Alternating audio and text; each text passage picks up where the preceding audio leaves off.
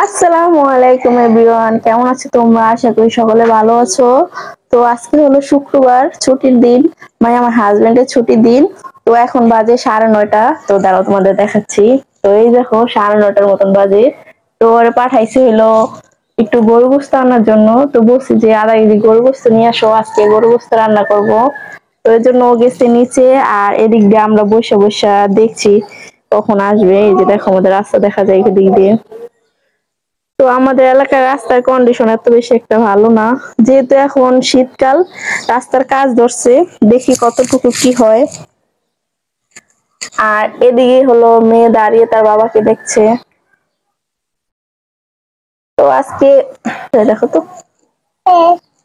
তো আজকে যেহেতু ছুটির দিন, তো সারাদিন কি কি করি পুরো ভিডিওর সাথেই থাকো। আর বিকালবেলা আজকে একটু বাহিরে যাব। তো পুরো ভিডিওর সাথে থাকলে দেখতে পাবে কোথায় যাচ্ছি না যাচ্ছি। তো আজকে রান্না বান্না সবকিছু একটু একটু তোমাদের সাথে শেয়ার করব। তো চলো আজকে ছুটির দিনটা এখান থেকে শুরু করছি। আমার হাজবেন্ডের ছুটি থাকলে একটু ভালো লাগে, বাসায় থাকলে একটু টুকিটাকি কাজ করানো যায়। আর মেয়েকেও রাখে, আমার একটু ঝামেলা কম লাগে। আর বাচ্চা সামলাইতে একজন থাকলে একটু সুবিধা হয়। তো আমার তো এরকম কিছু নাই, মানে আমার হাজবেন্ডই বেশিরভাগ বাসায় থাকে যেদিন, ওই দিনে ও রাখে। রাখে বলতে কি, ও একটু ওরে নিয়ে ছাদে খেলা টেলা করে, আর এদিকে আমি কাজ কাম করি, করে রান্না বান্না করে ফেলি। তো একা একা থাকলে একটু বিরক্ত করে। তো চলো ভিডিওটা এখান থেকে শুরু করছি, পুরো ভিডিওর সাথেই থাকো। দেখো মাংস নিয়ে আসছে, খুবই সুন্দর মাংসটা। তো আমাদের বাসার নিচে এই পাশে হাতের বাম পাশে একটা দোকান আছে, ওই ওই লোকটা অনেক ভালো মাংস দেয়। দেখো কত সুন্দর, একদম মাংসগুলো একদম সলিড। দুইটা তিনটা তেল দিছে। তো একটু একটু তেল না থাকলে মাংস আবার স্বাদ লাগে না, আর একটা আড্ডি দিছে। তো চলো রান্নার জন্য সবকিছু মশলাপাতি রেডি করে নিই, তারপরে তোমাদের সাথে রান্নাটাও শেয়ার করব। আর এদিকে মেয়ে বসে আছে, এই যে দেখো। আর ওকে হলো এই যে দেখো জলপাই কেটে দিছিলাম খাওয়ার জন্য। এত কষ এত কষ, মানে খেতেই পারছে না, একটু খেয়ে রেখে দিছে। তো জলপাই সাধারণত টক হয়, কিন্তু এই জলপাইটা অনেক বেশি কষ, একটু মুখেই দেওয়া যাচ্ছে না। তো কি আর করার, রেখে দিছে। বেচারি অনেক শখ করে নিছিল খাওয়ার জন্য। আব্বু খাও না কেন? খাবো না, তিতা তিতা। তিতা মানে বলতে পারতেছে না, একটু কষ কষ লাগে না ওইটাই। তো চলো রান্না করে নিয়ে যাই, সবকিছু মশলাপাতি রেডি করি।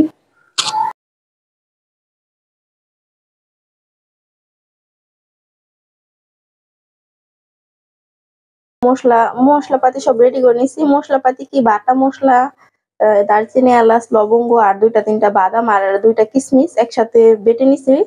আর পেঁয়াজ মরিচ, তারপরে হলো টমেটো। আর সাথে পোলাও রান্না করব, এই জন্য পোলাওর জন্য কাঁচামরিচ টাচামরিচ সবকিছু কেটে নিছি। আর ডিম ভুনা করব। তো আজকে খাবারের ভিডিও বানাবো, এই জন্য একটু রান্না বান্না করতেছি। তো চলো রান্না বান্না শুরু করে দিই। তো এদিকে দেখো আমার সবকিছু যে কাটা দোয়া সবকিছু রেডি করে নিছি। তো এখন ঝটপট রান্না করে নিব। তো পোলার চাল ধুয়ে মুয়ে পরিষ্কার করে নিছি, আর এই যে মশলাটাও বেটে নেওয়া হয়েছে। এদিকে ডিম সিদ্ধ করে ছিলে নিছি। তো চলো এখন ঝটপট রান্নাটা করে নিই, যেহেতু আজকে জুম্মার দিন, তো একটু তাড়াহুড়ার মধ্যে সবকিছু করতে হবে। আর এদিকে দেখো কড়াইতে তেল দিয়ে এখন রান্নাটা বসিয়ে দিব। তো এখানে দেখো তেজপাতা দিয়ে দিলাম, আর সাথে দুই তিনটা কাঁচামরিচ দিয়ে এখন পেঁয়াজ দিয়ে দিলাম। তো আজকে গরু গোস্ত ভুনা করব লাল লাল করে, আর দেশি টমেটো দিয়ে, বেশি করে টমেটো দিলে গরু গোস্তটা আমার কাছে অনেক বেশি ভালো লাগে, টমেটো ফ্লেভারটা। আর সাথে টমেটো সসও দিব। আর খাবার ভিডিও না আমার অনেক বেশি ভালো লাগে বানাইতে, কিন্তু মানে আমি যখন খাবার ভিডিও বানাবো এর আগে আমি অনেক এক্সাইটেড থাকি যে অনেক বেশি বেশি খাবো। কিন্তু যখন এই খাবারটা নিয়ে বসি, দুই তিনটা মানে নোকমা মুখে দিই, এরপরে আমার যেন কি হয়ে যায়, মানে একদম খাবার গলা দিয়ে নামে না, অনেক বেশি বমি বমি লাগে। আর যেদিন খাবার ভিডিও বানাই ওই দিন সকালবেলা তো আমি নাস্তা করি না, এক নম্বর। আর দুপুরবেলাও খেতে বসে আমি ঠিক করে মানে কেন জানি খেতে পাই না, আমি নিজেও জানি না, কি আর করার। তো যাই হোক, দেখো এদিকে কথা বলতে বলতে আমার এই যে মশলাটা ভালোভাবে কষানোর পরে সব গুঁড়া মশলা এখানে দিয়ে দিলাম। হলুদ, জিরা, শুকনো মরিচ, তারপরে রাঁধুনি গরু মাংসের মশলা, তারপরে লাস্টে একটু দেখো টমেটো সস অ্যাড করে দিলাম। তো যে কোনো মাংস রান্নায় না টমেটো কেচাপ দিলে অনেক বেশি টেস্ট লাগে আমার কাছে। তো এই যে দেখো মশলাটা কিন্তু দারুণভাবে এই যে দেখো কষানো হয়েছে এখানে। আর যে কোনো রান্নার ভিতর না মশলাটা তুমি যত ভালো করে কষাবে, তো রান্নার টেস্টটা তার চেয়েও বেশি দ্বিগুণ হয়। মশলা কষানোর উপরে তোমার রান্নার টেস্ট ডিপেন্ড করে। তো এই যে দেখো মাংসটা দিয়ে ভালো করে নেড়ে চেড়ে কষিয়ে নিচ্ছি। এই তো আর কি এখন ঢেকে রেখে দিব আস্তে আস্তে একদম হবে। গরু মাংস যত আস্তে আস্তে রান্না করা যায় ততটাই দারুণ হয়। তো এখন এই যে ঢেকে রেখে দিব। তো দেখো রান্না করে নিচ্ছি। তো এখন মেয়েকে শরীর মুছিয়ে দিব, কারণ কালকে গোসল করে শ্যাম্পু ট্যাম্পু করে দিছিলাম। তো এই জন্য আজকে শরীরটা মুছে দিব, যেহেতু শীতকাল এই জন্য প্রতিদিন আর গোসল করাই না। প্রতিদিন গোসল করলে এমনি ঠান্ডা সমস্যা, ওষুধ খাওয়াইতেছি। তো এই জন্য শরীরটা মুছে দেবো কুসুম গরম পানি দিয়ে, আর সাথে আমিও গোসল করে চলে আসি। তারপরে তোমাদের দেখাবো রান্নার, সবগুলা রান্না একসাথে দেখাবো। আর দুপুরে খাওয়া দাওয়া করবো। তো চলো।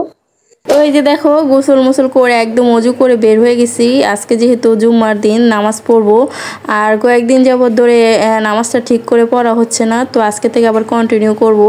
তো এদিকে দেখো এই যে মাংসটা কিন্তু এখনও চুলায় বসানোই আছে, অল্প আছে। আর সাথে আমার এই যে দেখো সাদা পোলাওটা রান্না হয়ে গেছে। এই যে একদম সাদা রান্না করছি, প্লেন, মানে কোনো গাজর বেরেস্তা মটরশুঁটি কোনো কিছুই দেইনি। আর সাথে এই যে ডিম ভুনাটা। তো এখন এই যে মেয়েকে নিয়ে নামাজ পড়বো। আর এদিকে তো আমি রুমে এসে দেখি মাশাল্লাহ দিলে আমার মেয়ে দুইজনে নামাজের মশলা সব কিছু রেডি করে নিছে। তো আমার মেয়ে সবসময় আমার সাথে নামাজ পড়লে আমি যতটুকু পড়ি ও অতটুকু পড়ার চেষ্টা করে। তো সবাই মাশাল্লাহ বলে যেও। তো এখন এই যে নামাজটা আমার শেষ করে খাওয়া দাওয়া করব।